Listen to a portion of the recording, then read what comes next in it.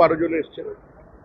দেখুন, মমতা বন্দ্যোপাধ্যায়ের দল, তৃণমূল কংগ্রেস, তাদের উত্তরাধিকারী, এই নিয়ে আমাদের কোনো মাথা ব্যথা নেই। পশ্চিমবঙ্গের মানুষ তৃণমূলকে ভুলে গিয়েছে এবং স্মৃতি থেকে মুছে ফেলতে চাইছে। একটা দুঃস্বপ্নের কালরাত্রির অবসান হয়ে গেছে। আর আমার মনে হয় এই নিয়ে কোনো আলোচনা করা উচিত নয়। তবে এটা ঠিক, পশ্চিমবঙ্গের মানুষ তাদের রাস্তায় বসিয়ে দিয়েছে। দেখুন, তৃণমূল কংগ্রেস আদপে কোনো রাজনৈতিক দল ছিল না। মমতা বন্দ্যোপাধ্যায়ের নিশ্চয়ই একটা সংঘর্ষের রাজনৈতিক অতীত ছিল।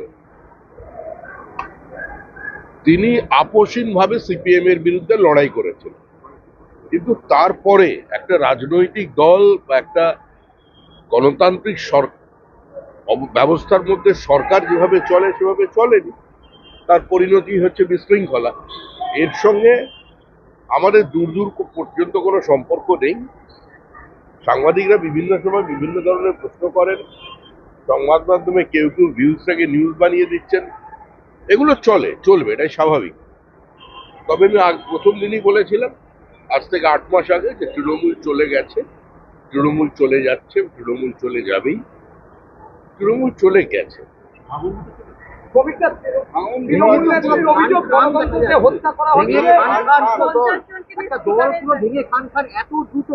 সেটা কোনো দল ছিল না, সেটা ভাঙার কোনো প্রশ্নই নেই।